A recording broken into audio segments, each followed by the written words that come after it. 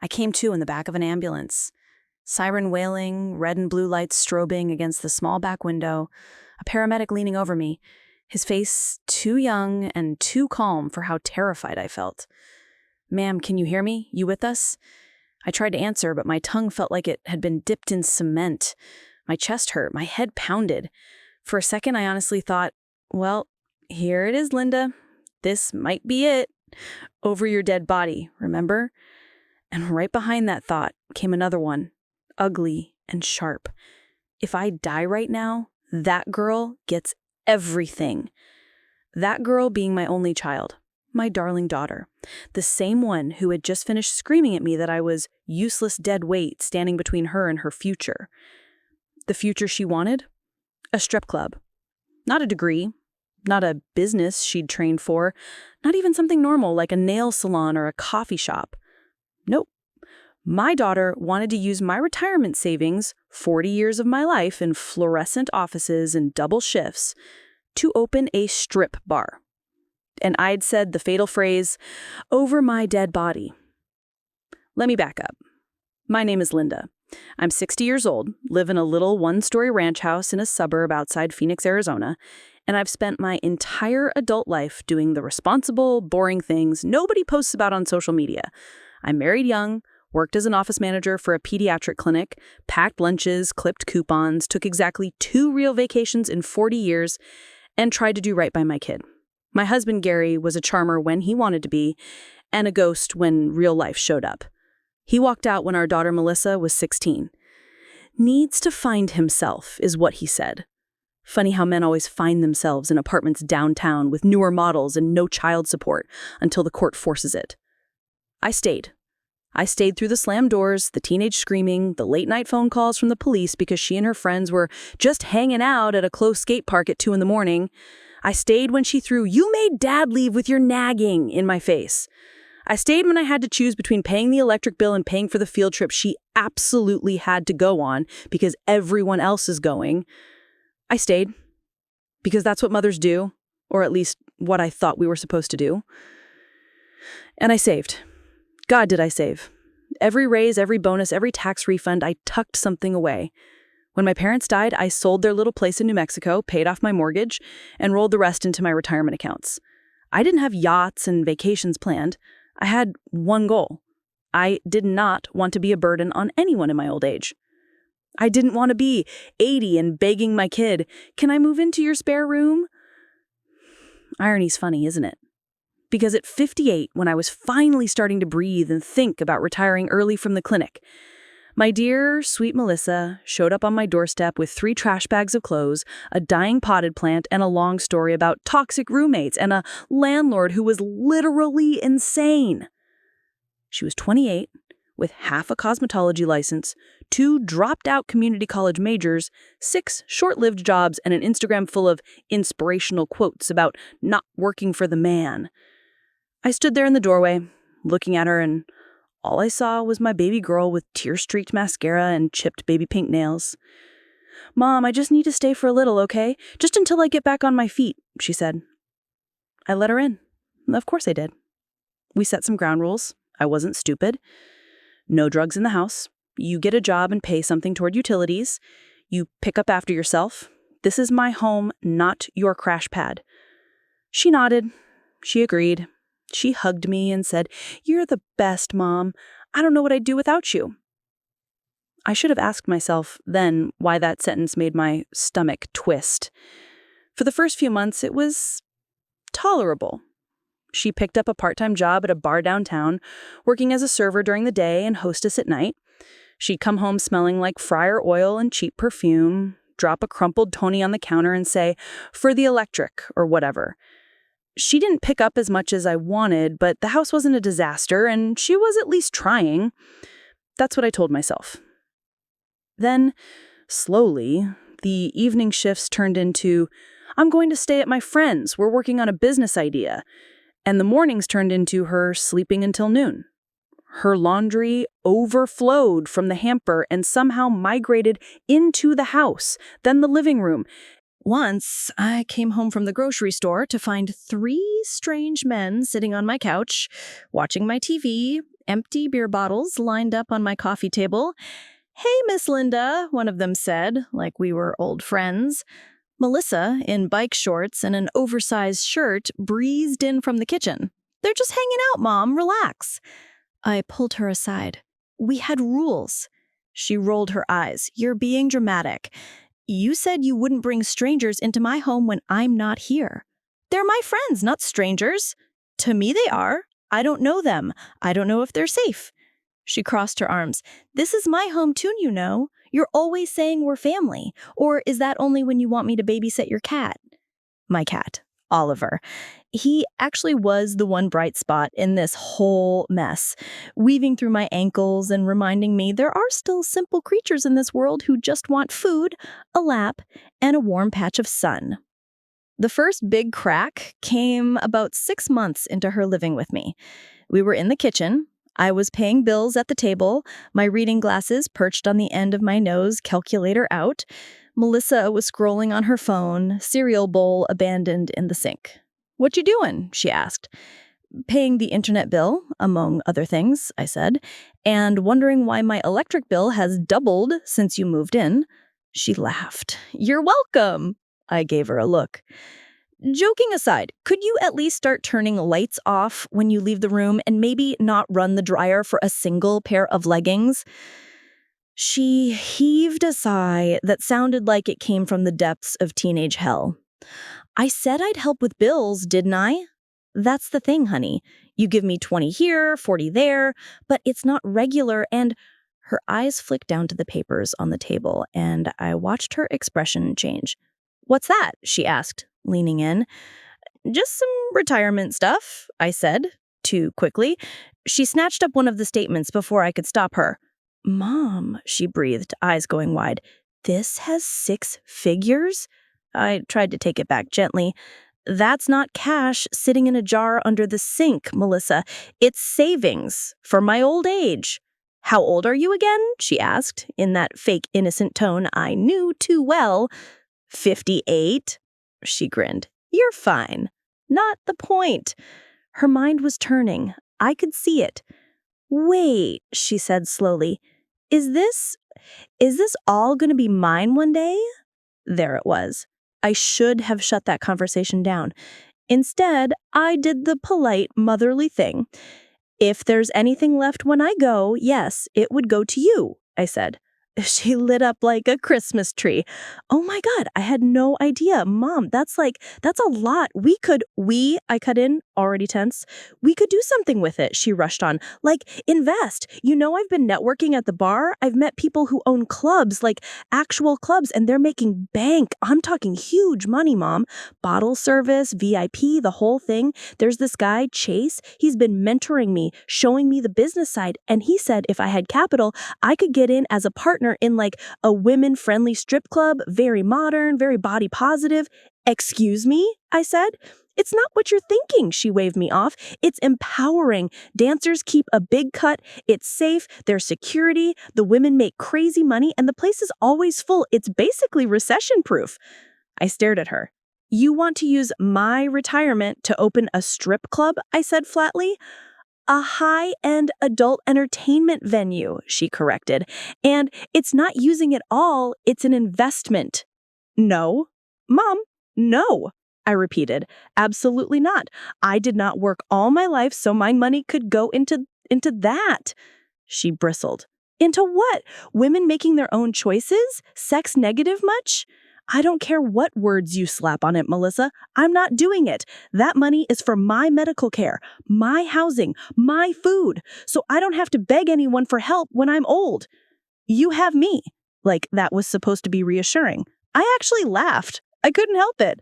"Oh, sure," I said. "You, the same person who can't keep a job for more than 6 months and thinks a budget is something other people have to worry about?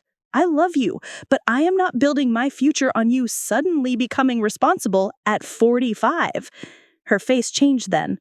The sweetness dropped. The corners of her mouth hardened. "So that's what you think of me," she said quietly. "I'm just some flaky loser to you."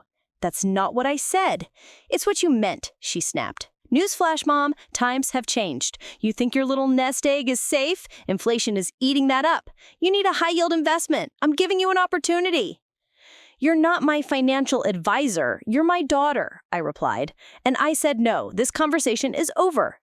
I stood up, gathering my papers. She stood too, knocking her chair back. You always do this, she said, voice rising. You dangle things and then yank them away. Someday this will all be yours, but the second I show initiative... Wanting to open a strip club with your mother's retirement is not initiative. It's insanity. I didn't save money my whole life so you could pour it into such a risky and indecent business, I added, my own temper spiking. Her eyes flashed. And that's when I said it. The phrase that would yank the pin on the grenade. Over my dead body, I snapped. The second it left my mouth, I regretted it. She went very still. Then she smiled a smile I did not recognize on my child's face. Careful what you wish for, Mom, she said softly. I wish I could tell you that was the end of it. You'd think the line, over my dead body, would close the subject, but Melissa took it as a challenge. The next few weeks were... ugly.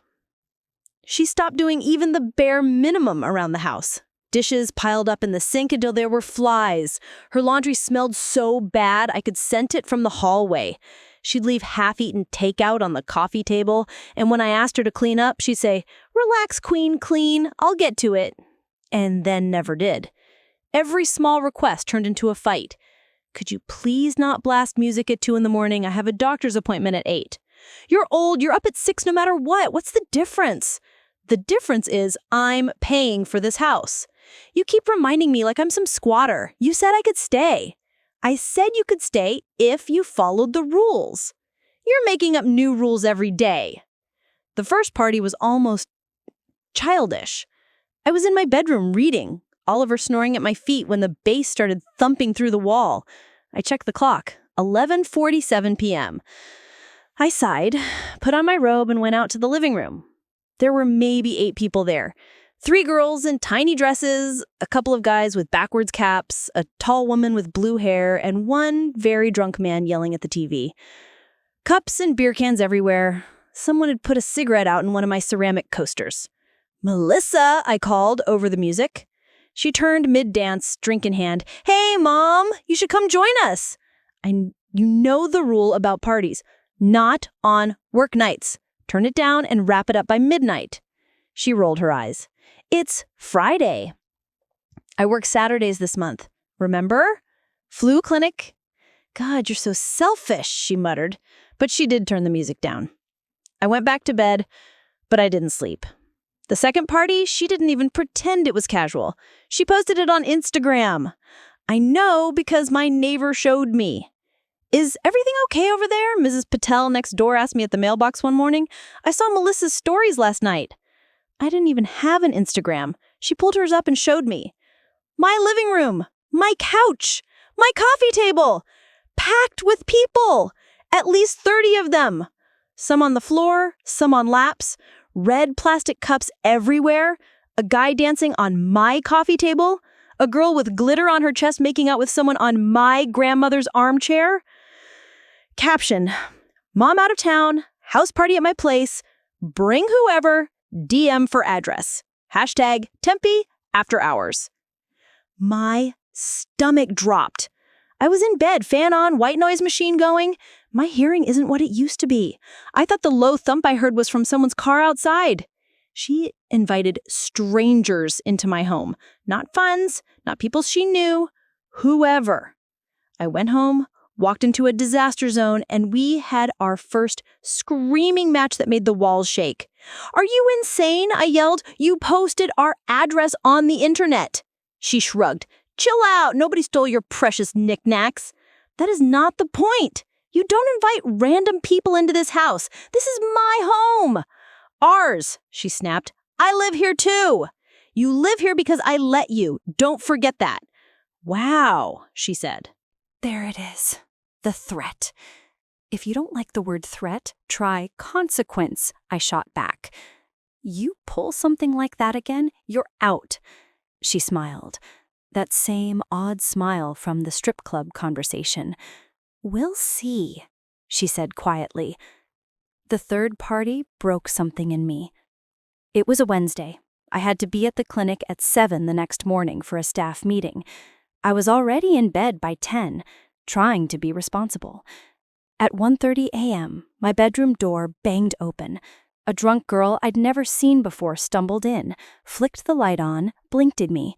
"Where's the bathroom?" she slurred. I sat up, heart pounding, fighting the instinct to reach for something to throw. "This is my bedroom," I said. "Get out." She giggled, staggered back into the hall. The music was loud enough to rattle my window panes. I could smell weed and spilled beer.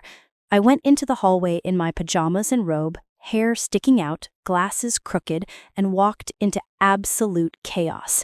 People everywhere, on the counters, on the floor, on my furniture. Someone had written something in permanent marker on my wall. I couldn't even see my coffee table under the cups and bottles and plates. I saw my daughter in the kitchen, laughing, sitting on the counter while a guy poured something into her mouth straight from the bottle. "Melissa!" I shouted. She squinted at me. "What?" she yelled back over the music. "We talked about this," I cried. "Turn it off! Everybody out! Now!" She jumped down, stumbled toward me. "Mom, oh my God, you're embarrassing me." "This is not your dorm room," I said. "I have asked you repeatedly not to do this. You have crossed every line. I am not asking again." I went over and yanked the power cord out of the speakers. The room booed. "Party's over," I announced. My voice shook, but I did it anyway. Some people shuffled toward the door. Others just looked confused. Melissa grabbed my arm. "You need to chill the hell out," she hissed. "You're going to give yourself a heart attack." "Maybe I already am," I snapped. "Look around you. This is my home, Melissa. My name on the deed. My mortgage I paid off by eating ramen for 10 years. And you've turned it into some kind of dive, inviting strangers off the internet?" She yanked her arm back. "Newsflash, this is what I need to do, okay?" she yelled, her voice cracking. "I'm building a network. I'm building a brand. You think those club owners care about resumes? They care about who can bring people in.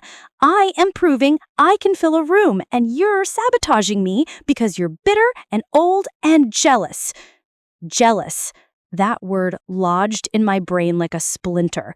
I didn't even answer. I just walked to the phone and dialed the non-emergency police number. "Mom, what are you doing?" she said. "Hi," I said into the receiver. "Yes, I'd like to report a noise disturbance and trespassing at my residence." She stared at me, mouth open. "You're calling the cops on your own daughter?" she shrieked. "I'm calling the cops on the strangers you invited into my home," I corrected. They came. They cleared the house. I stood on my own front lawn in my robe while half the neighborhood watched. Melissa stormed off with a group of her friends, glaring at me, yelling that I'd regret this. Maybe I should have felt humiliated. Mostly, I felt tired. Bone-deep tired. The safe disappeared 2 days later.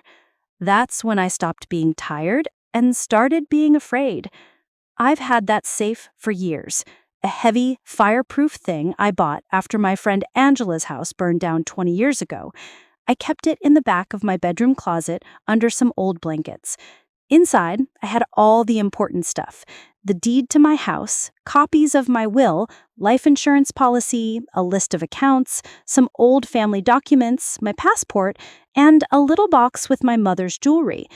I'd moved the really critical stuff, original will, updated beneficiary forms, to a safe deposit box a few months earlier on my financial advisor's recommendation, but I still kept copies and backup documents in the safe at home out of habit. Melissa knew about the safe. You can't hide anything from a teenager in your house, let alone a daughter who snoops like it's a full-time job. She joked about it years ago. "What do you have in there anyway? Gold bars?" She'd said. "Just papers, nothing interesting." Apparently, she'd decided that wasn't good enough. I came home from the clinic one afternoon, arms full of groceries, and something just felt off. The living room was empty. No cups, no bottles, no clothes on the floor. Almost like she'd been trying to keep it neat for once, which immediately made me suspicious. "Melissa," I called. No answer. Her bedroom door was standing open, bed unmade, clothes everywhere, but no daughter. I started putting groceries away when I noticed a scuff mark on the hallway wall, like something heavy had been dragged through. My heart sped up. No, surely not. I went into my bedroom.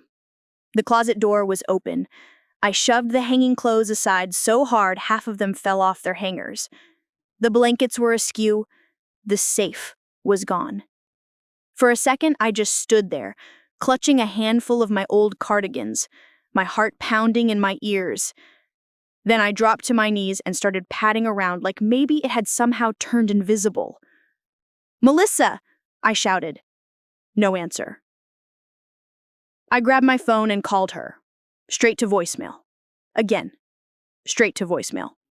The third time, she sent a text. "Can't talk right now. Busy. What's up?" I stared at the text, the room spinning around me. "Where is my safe?" 3 dots. Then, "Chill. It's fine. Answer me right now. Where is my safe?" Dots. Then, "Don't freak out. I had some friends come look at it. We're gonna get it open for you. I'm helping." Helping. My vision went red around the edges. That safe contains my legal documents. That is theft. You had no right. OMG, you're so dramatic. It's your stuff. I'm just using my resources. We'll drop it back off. Something in me snapped. I called the police. "Ma'am, did the person who took it have permission to be in your home?" The officer asked over the phone. "She's my daughter," I said. "She lives with me." "And you didn't give your daughter permission to move the safe?" "Of course I didn't. It's a bit of a gray area," he said. "We can send someone out to take a report, but it might be considered a domestic dispute, not theft." I gave him my address. He sent a patrol car, then another. They took a statement. They agreed it was not okay. They logged it. But there wasn't much they could do in the moment. It's not like she broke into a stranger. I understood that. I've dealt with enough parents at the clinic to know how messy family stuff gets. But understanding didn't make it feel any less like a violation. When Melissa finally came home that night, sometime after midnight, I was waiting in the living room. I must have looked like something out of a horror movie sitting in the dark like that. She flipped the light on and jumped. "Jesus, Mom." "Where is my safe?" I asked quietly. She tossed her hair. "Hi, good evening. I'm fine. Thanks for asking." "Where is my safe?" She rolled her eyes. "Relax. It's at Ray's. He's a guy I know who works with security stuff. We had to move it because he couldn't work on it here with your neighbors being nosy." "Ray's what?" She shrugged. "Junkyard, I guess. Off 19th. It's not a big deal." "You stole my safe out of my bedroom and took it to a junkyard," I said slowly, like I was tasting the words. "I carried your safe out of your bedroom so someone could help you. Keyword, help. You lost the combination, remember? You said you wished you could get into it and reorganize documents. You're always complaining you can't find stuff. That does not give you the right to touch it without my permission." "You're being ridiculous," she snapped. "It's your safe. Nobody's gonna steal your boring boomer paperwork. We're just gonna pop the lock and bring it back." "No," I said. "You are going to call this man right now and tell him under no circumstances is he to open that safe. You are going to bring it back by tomorrow, and you are going to apologize to me for—" She laughed. Actually laughed. "Oh my God," she said. "Listen to yourself. Under no circumstances is he to open that safe. What are your little papers? Nuclear codes?" "They're my life, Melissa. The deed to my home, my insurance policy, my will. Your will? She repeated, and there was something hungry in her eyes. Right. You had no right, I said again, my voice shaking. None. You have crossed so many lines, I can't even see the lines anymore. She stepped closer. Her face was flushed, eyes bright. Maybe I'm just tired of you holding everything over my head. This house, that money, your precious documents. You act like a queen and I'm supposed to grovel. You don't think I hear you talking about when I'm gone, Melissa will be set? How exactly am I supposed to build my life now if everything is tied up in your timeline? I'm trying to get ahead for once, and you're digging your heels in because you're scared and controlling. You want to get ahead, I said. Get a job that doesn't revolve around bottle service and Instagram. Pay rent. Show some responsibility. Do not put my home and my future at risk for one of your schemes. She smirked, and I hated how much she suddenly looked like her father. Maybe your future and mine are more connected than you think, she said. 2 days later, I was in the back of that ambulance. The fight that led to it started the same way as all the others. A small thing. I went into the kitchen looking for my blood pressure medication. The bottle was empty. I always keep at least a week's worth. I'm organized to a fault. When you've spent 30 years managing other people's medical records, it's hard not to apply that to your own life. I dug through the cabinet. Nothing. Melissa, I called. Did you move my meds? She padded into the kitchen in pajama shorts and a tank top, looking like she'd just rolled out of bed at 3 in the afternoon. What? My blood pressure pills. The bottle's empty. She shrugged. Then you took them. No, I said, trying not to keep my voice steady. I had a week left. Did you knock them over? Maybe they spilled. She yanked open the trash can and peered in. Nope, not here. We went back and forth like that, round and round, over something objectively small, but symbolically huge. I felt my blood pressure rising with every sentence. I need those pills, I said finally. Without them? Without them what? You drop dead, she said, shrugging. Then I guess I get to repay myself for putting up with your attitude. Something in my chest squeezed so hard I had to grab the counter. What did you just say? I whispered. She looked at me, challenging. You heard me. You would joke about me dropping dead? I asked. You're the one always saying it, she shot back. Over my dead body, over my dead body. Maybe if you weren't such a control freak. Get out, I said. She blinked. What? I said, get out, I repeated. Out of my kitchen, out of my house. I can't even look at you right now. She stepped closer instead. You're not kicking me out, she said. You need me. Who's going to drive you to the hospital when you finally keel over? And that's when everything went fuzzy. My chest hurt. Like an elephant on it, like they say. The room tilted. I remember grabbing my phone and trying to dial 911, but my fingers weren't working right. My breath came in shallow little gasps. Mom? I heard Melissa say. Mom, are you faking this? The floor rushed up to meet me. The next thing I knew, I was staring at the ceiling of the ambulance, siren screaming, paramedic leaning over me. Apparently, it was Melissa who had called 911 after I hit the floor. The paramedic told me later she had been very upset when they arrived, crying and wringing her hands, telling them I'd just collapsed out of nowhere. I had what they called a hypertensive crisis. Not a heart attack, thank God, but a very loud wake-up call from my body that said, hey lady, you keep living like this and we're done.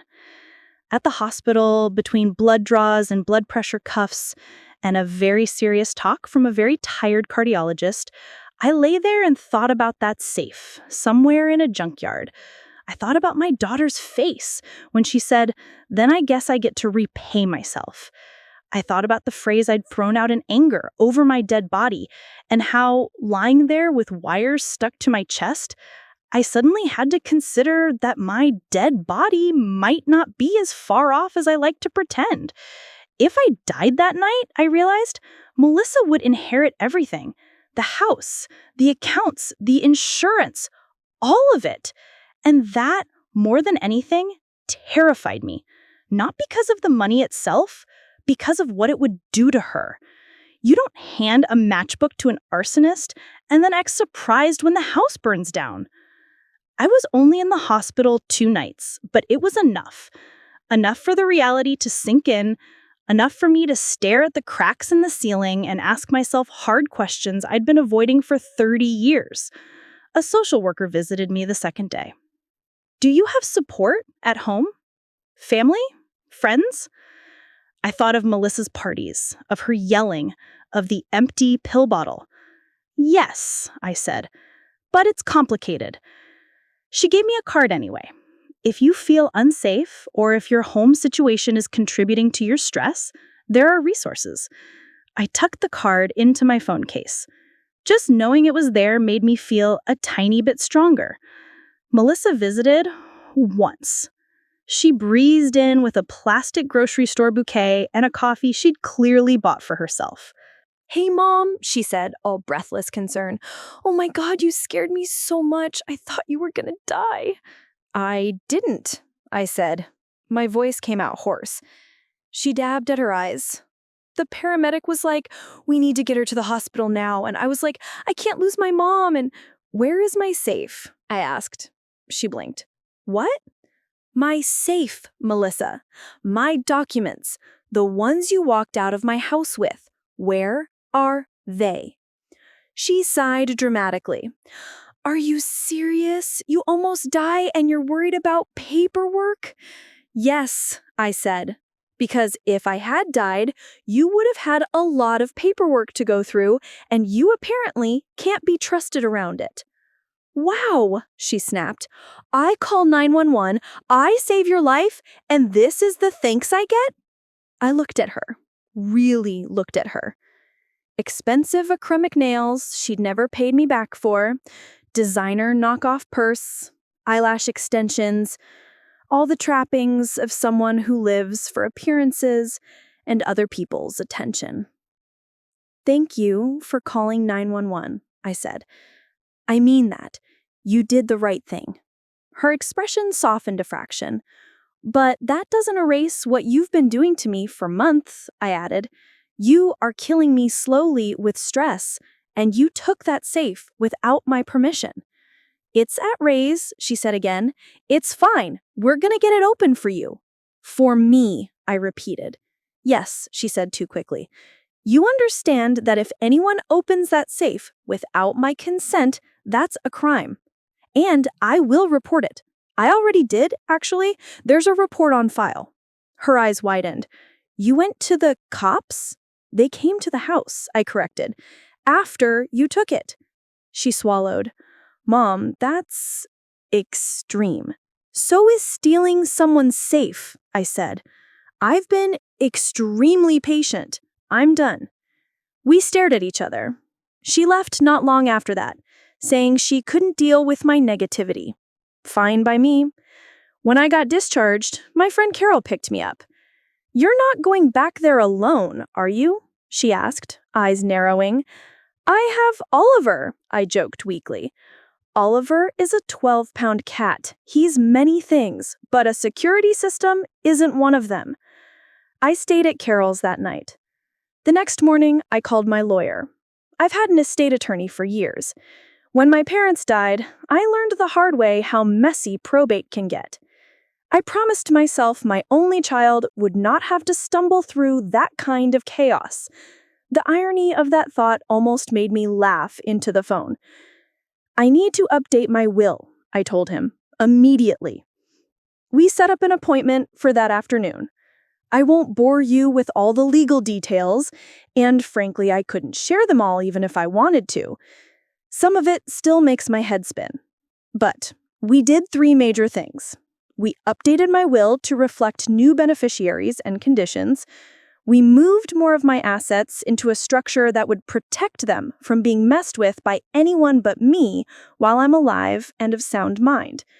We documented what had been happening with Melissa, briefly factually, so that if, God forbid, she ever tried to claim I was incompetent or pressured, there would be a paper trail showing I was the one seeking protection.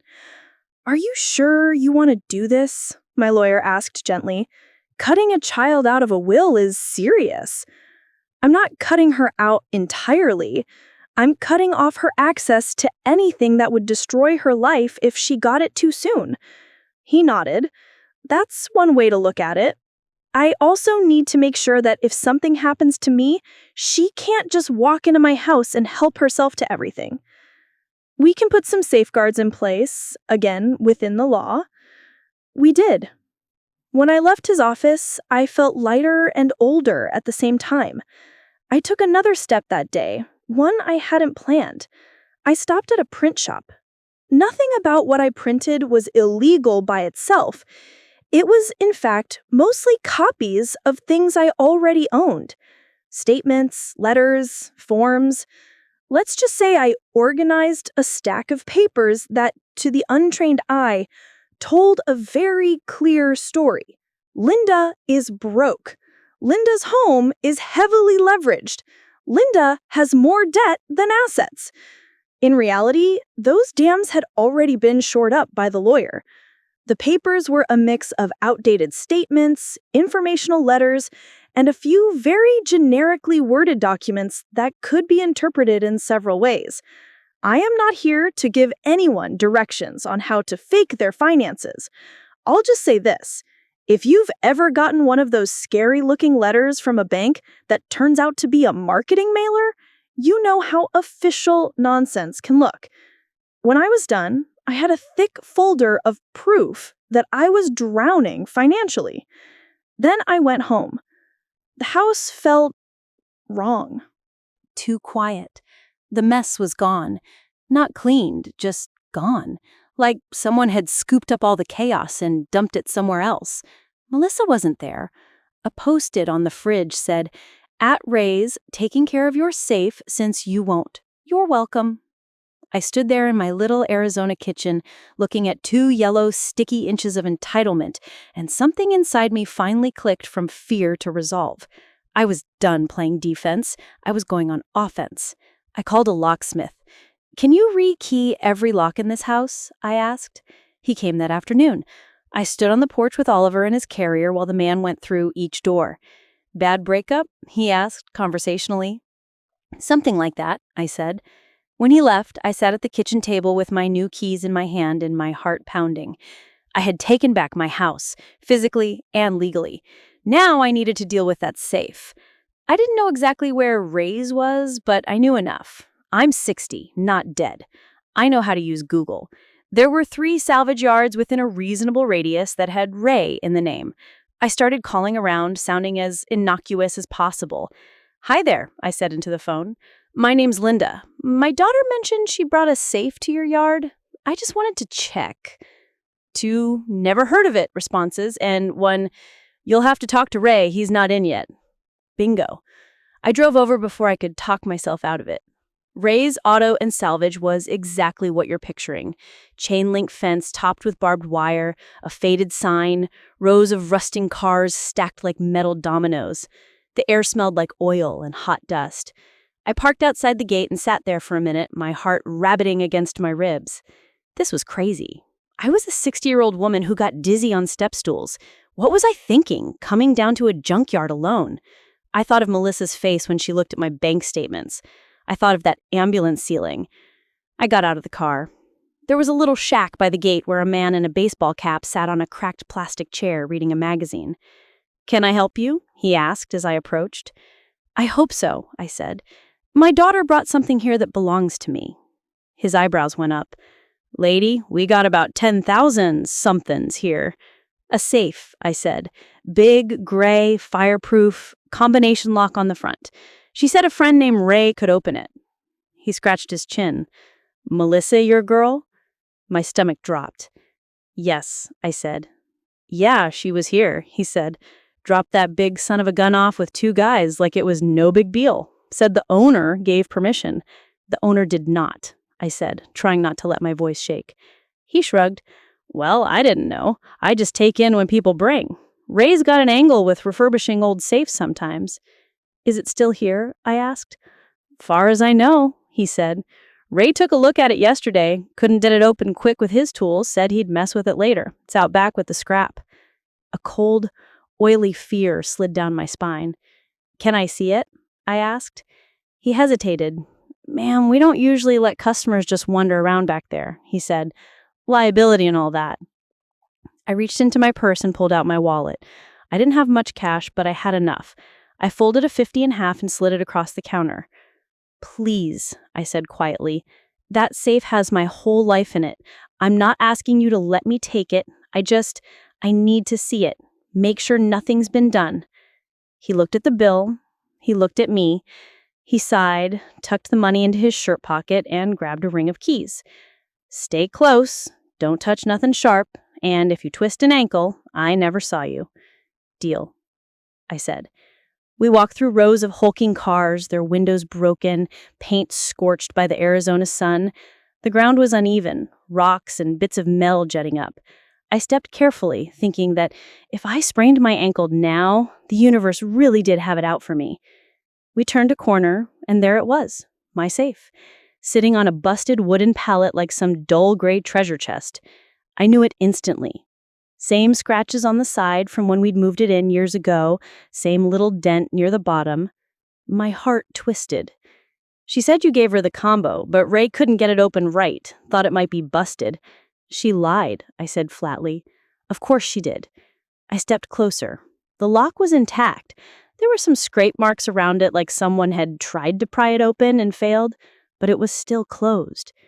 Still safe. The relief was so strong, I had to grab onto a nearby car door to steady myself. Is there a bathroom here? I asked the man, thinking fast. He frowned. Yeah, in the office. Why? I'm going to leave my purse with you, I said, already shrugging it off. I'll just be a minute. He looked uncomfortable. I really shouldn't. It's fine, I said. I trust you. I did not, in fact, trust him, but I needed him to stay where he was. I walked back toward the front with him, then pointed at the small building near the gate.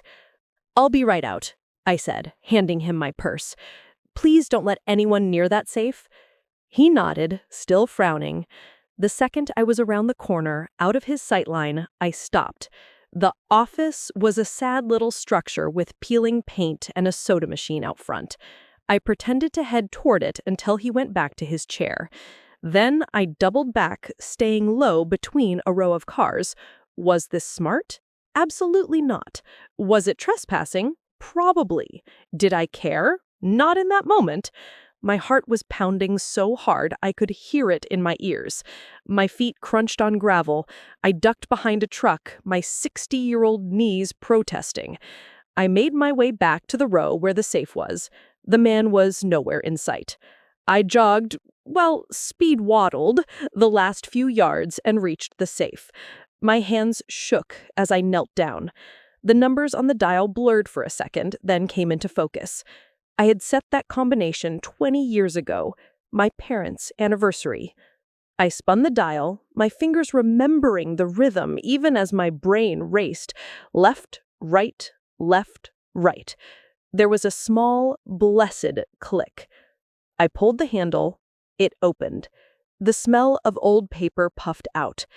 My heart soared and broke at the same time. Everything was there.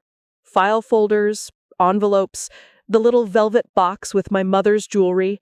The inventory might have been slightly disturbed, but nothing seemed missing. I pulled out the folder with my important documents label, the one Melissa would go for first. Anyone would. It screamed value. I had come prepared. I slid my prepared folder, fat with Broke Linda paperwork, into the slot where the real one had been. I tucked the real folder into my tote bag, along with the jewelry and a couple of other things I didn't want to risk leaving. I took a deep breath, closed the safe, spun the dial. Back to an unassuming gray box. Hey! I heard a voice shout. I nearly jumped out of my skin. The man from the gate was jogging toward me, his expression thunderous. "What the hell are you doing back here?" he demanded. "I told you you couldn't." "I'm sorry," I said, summoning every weak-old lady vibe I could. I panicked. I needed to make sure my grandmother's wedding ring was still in there. It's all I have left of her. His eyes dropped to my tote bag, but I'd already tucked the velvet box into my pocket. "You can't be back here," he repeated, but his voice had softened a hair.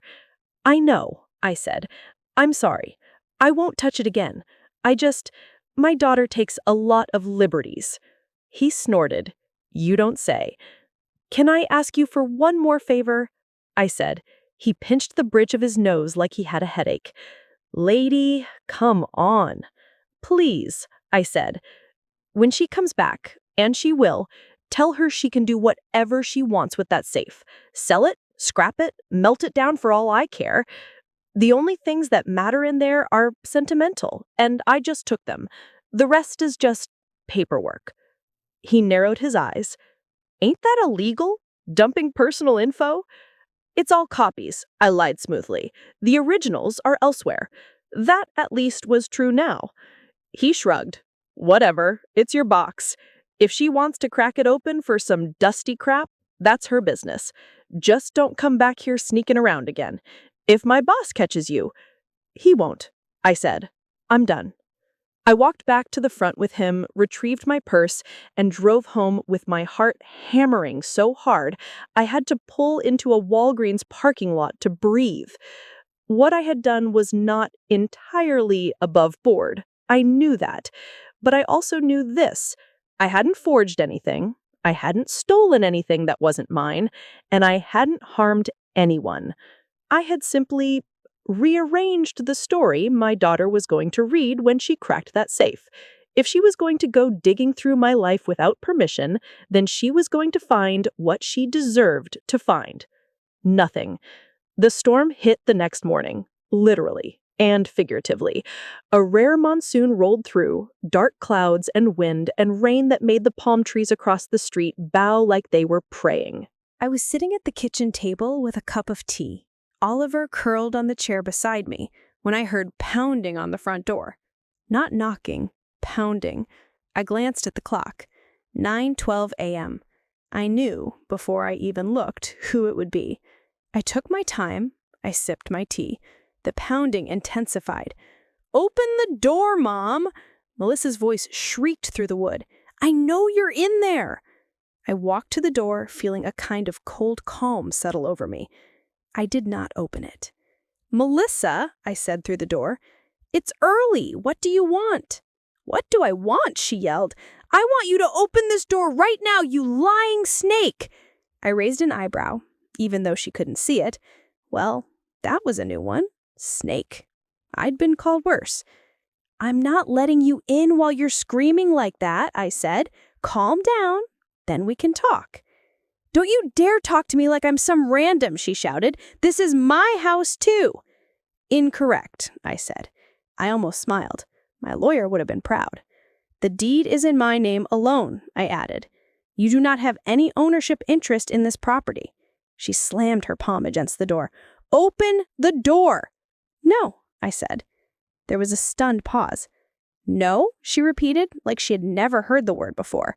I took a breath. "You don't live here anymore, Melissa," I said, my voice steady. "You were a guest. Your guest privileges have been revoked." She shrieked. There's no other word for it. I heard rustling. Then something hit the door. Maybe her purse, maybe her hands, maybe her ego. "You can't kick me out," she screamed. "You can't. I have nowhere to go." "That is not true," I said. "You have friends. You have your father. You have options. What you do not have is this house as your personal trash can anymore." "You're insane," she cried. "You almost die and now you're, punishing me for saving you?" "I'm setting boundaries," I said, "for my health. Literally." "You're going to regret this," she hissed. "You think I don't know my rights? I talk to people. You can't just put me out. I'm a tenant." "You do not pay rent," I said. "You do not have a lease. I consulted a lawyer. You have no legal rightful claim to this house.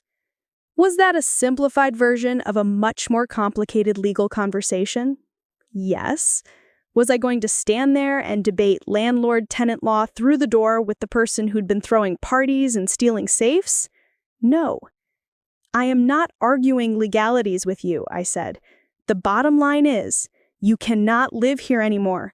I have given you multiple warnings. You have ignored every boundary. You have put my health at risk. You stole my property. We are done. She laughed, but there was a wild edge to it. Yeah? Well, we'll see what the cops say when I tell them you're holding my belongings hostage, she spat. You have a few garbage bags of clothes in your room, which I have carefully packed and placed on the porch. You're welcome to take them. Are you serious right now? She shouted. You threw my stuff out like I'm trash? That was the only way for you to get them without entering the house, I said. And yes, I am very serious. I am done living this way.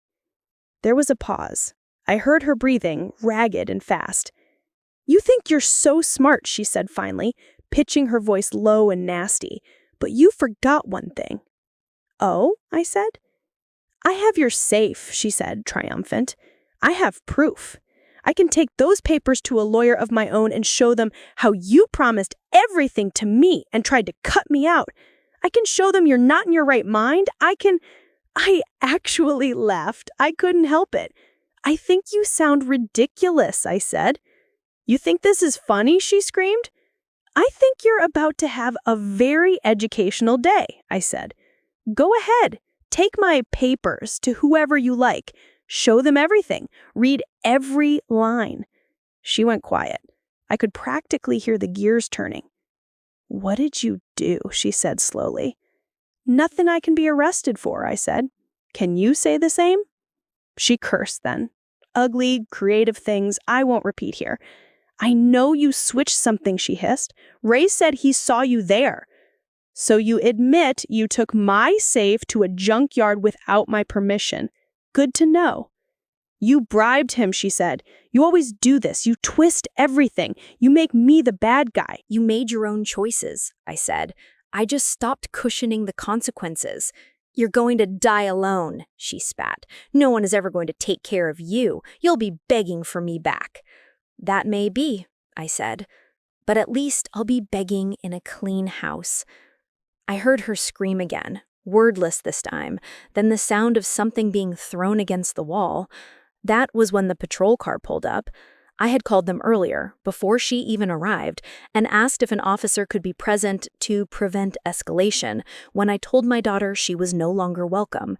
They agreed, probably imagining some calm mother-daughter talk. They got a show. Ma'am, one of the officers called as he got out of the car. It was the same one who'd come after the theft report. Good morning, Officer Turner, I said, opening the little side window next to the door so I could see them without unlocking it. Thank you for coming. He nodded at me, then turned to Melissa. Melissa, right? We spoke before. She's kicking me out, Melissa yelled, jabbing a finger at the door. My own mother! She threw my stuff on the porch. That's illegal, right? That's like illegal eviction. Let's all take a breath, he said. Ma'am, can you step out so we can talk? I'd rather not open the door with her in this state for my safety, but I'm happy to talk through the window. He sighed. You could tell he hated domestic stuff. I don't blame him. Okay, he said. You mentioned on the phone you'd spoken to a lawyer? Yes, I said. I've been advised that under our state law, Melissa is not a tenant in the formal sense.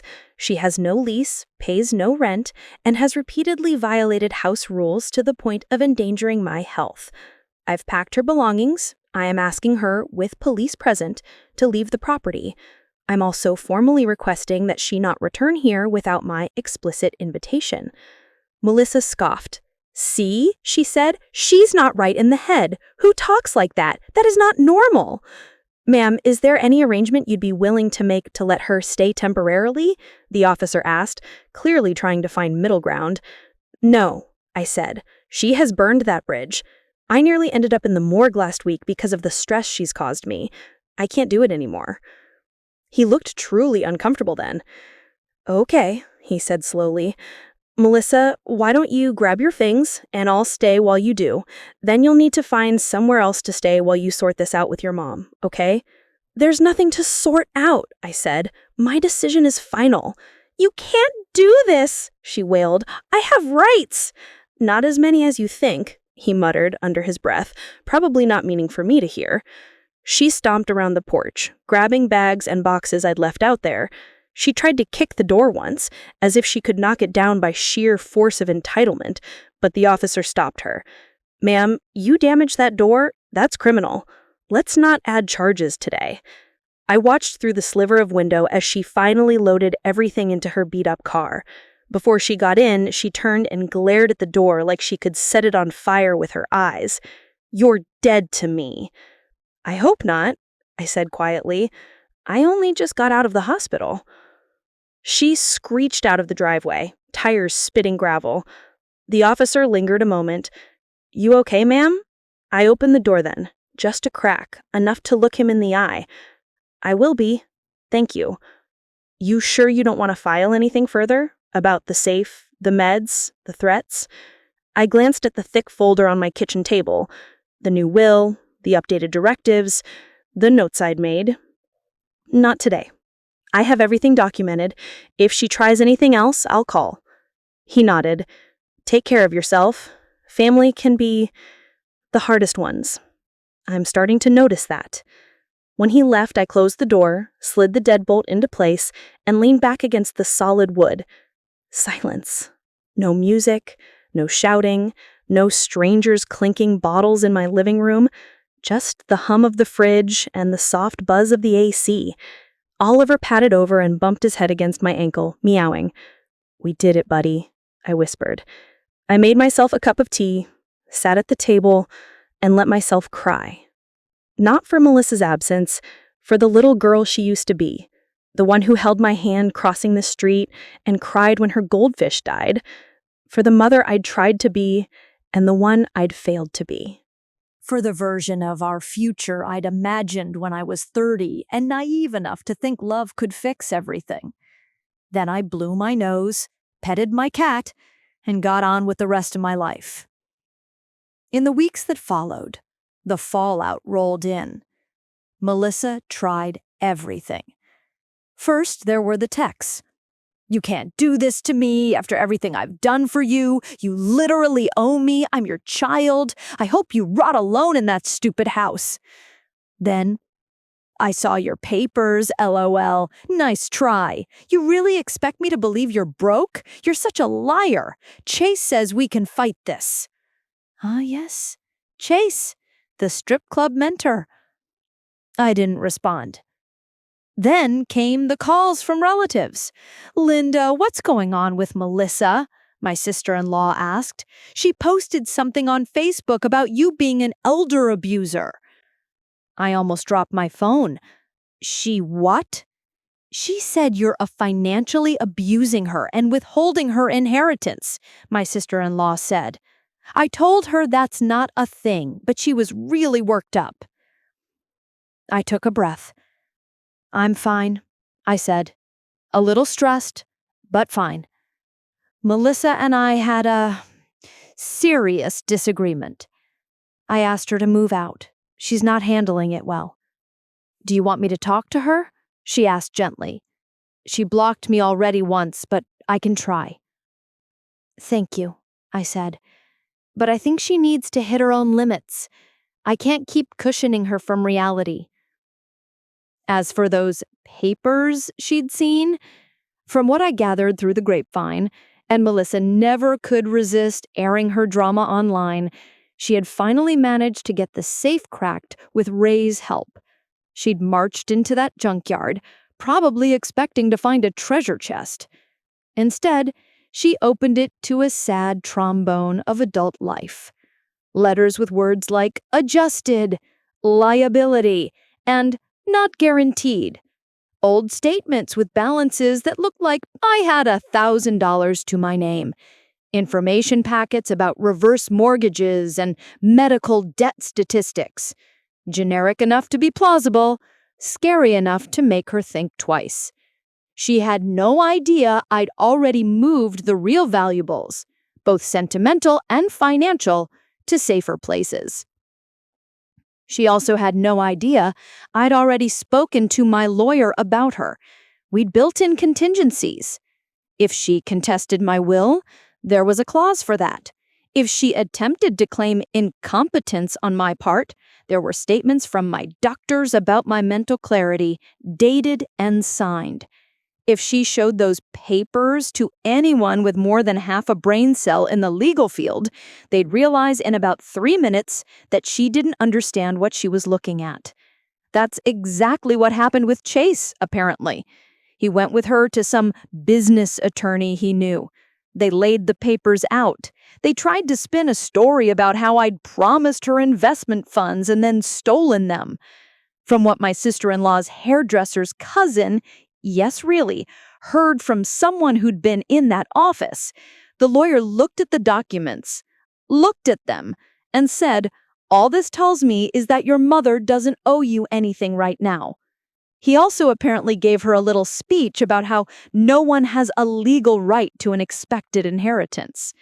She ranted about verbal contracts and emotional labor. He very politely told her that judges don't award damages for being someone's kid. Chase, seeing his investor suddenly shrink from 6 figures to maybe enough for a used Honda Civic, backed away, fast. He stopped taking her calls, blocked her number, told people she was too much drama. Her network dried up. Her reputation, well, when you blast your mother online and call her an abuser, people look closer. Some of her party friends had already gotten uncomfortable with the cops showing up at my house. A few had seen her scream at me. A couple had seen me leave in that ambulance. Those people quietly, slowly, stopped answering her texts too. Abuser is a heavy word. She had tried to throw it at me. It boomeranged. Did I feel good about any of that? Not exactly. I didn't set out to destroy my daughter's social life or business plans. All I'd done was step out of the way and let her run headfirst into the wall she'd been building. But I'd be lying if I said there wasn't a dark little corner of me that felt satisfied. Justice, even imperfect, has a taste. As for me, I slept. That first full week alone, I slept deeper than I had in months. No thumping bass at 2 a.m., no strangers in my hallway, no walking on eggshells in my own home. I made myself real meals again. Vegetables, Things that didn't come in crinkly bags or cardboard boxes. I went to my follow-up appointments. My blood pressure inched down. My cardiologist smiled for the first time I'd seen. "Whatever you're doing, keep doing it," he said. "I kicked my daughter out," I said, half joking. He paused, then said, "Well, if that's lowered your stress, it might have saved your life." I joined a support group, not for parents of troubled teens, but for parents of troubled adult children. You would not believe how many of us there are. Men and women my age and older, all with stories that sounded like slightly warped versions of my own. I co-signed her car loan, she stopped making payments, and I only found out when they started calling me. He stole my jewelry to pawn for weed. She keeps promising she'll get a job, but somehow she's at brunch every day. We laughed, we cried, we shared resources. I told them about the safe, the parties, the strip club plan. "You're a saint for lasting as long as you did," one woman said, shaking her head. "I'm not a saint," I said. "I'm just tired." "Sometimes tired is what finally gets us to do the thing we should have done 10 years ago," another man said. I went home that night feeling less alone than I had in years. Months passed. Melissa bounced around. She stayed with friends until they got sick of her drama and her leaving dishes in their sinks too. She stayed with her father for a while. He called me once furious. "What did you do to her?" he demanded. "She says you threw her out like garbage." I finally held her accountable, I said. You're welcome. She's our daughter, he said. She's your daughter too, I replied. Enjoy the privilege. He hung up on me. From what I heard later, she lasted about 6 weeks there before his much younger wife got tired of her stomping around and blasting music at midnight. She finally got a room in a shared house with 3 other women. She had to pay rent, real rent, every month. She had to buy her own groceries. I know this because every now and then I'd get a message. Can you help me with rent just this once? I promise I'll pay you back, Mom. Please, I'm really trying here. The old me would have caved. I would have told myself I was helping her get on her feet. The new me, the one who'd seen my life flash behind my eyelids in the back of an ambulance, typed a different response. I'm glad you're working on being independent. I can't give you money. I wish you well. She didn't like that. You're so selfish. I hope one day someone treats you the way you're treating me.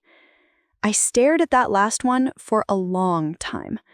That's the thing about being a mother. No matter how badly they behave, no matter how old they get, there's a part of you that still hears the toddler in their tantrum. But there's also a part of you that has to grow up when they won't. I hope not, I finally wrote back, because no matter how you're treating me, I never stole from you. She didn't reply. It's been over a year now. My house is peaceful. I retired from the clinic, part-time at first, then fully. I volunteer 2 mornings a week at the library, helping kids with their reading. I take a yoga class for seniors where we mostly stretch and gossip and try not to fall over. My finances are boring and solid. The lawyer calls now and then to update me on interest rates. We make tiny adjustments.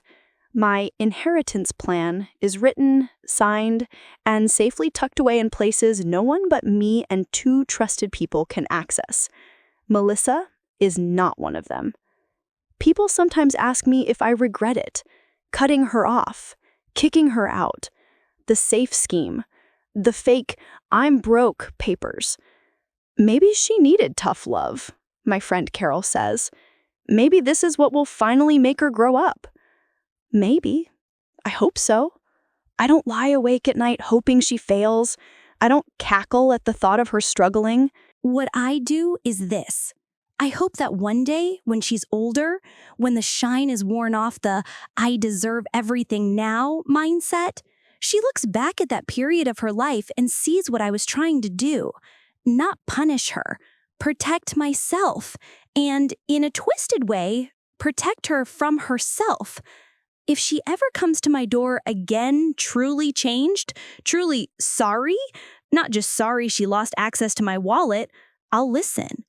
I might not let her move back in. In fact, I can almost guarantee I won't, but I'll listen. Until then, my house is mine. My peace is mine. My life, however long I've got left, is mine. And my inheritance? Let's just say this. When I do eventually go, and I plan on it being as far in the future as modern medicine and leafy green vegetables will allow, no one will be opening a safe in some junkyard to find a treasure chest with their name on it. They'll find what they earned, which, in Melissa's case right now, is this. A thick folder of official-looking paperwork that says, loud and clear, in a language even she can understand, you thought you were entitled to everything. You ended up with nothing, because over my dead body turned into over my living boundaries. And for the first time in 60 years, I chose myself. So, another story of my grandmother has ended. And be clicking here, you will have when more such stories.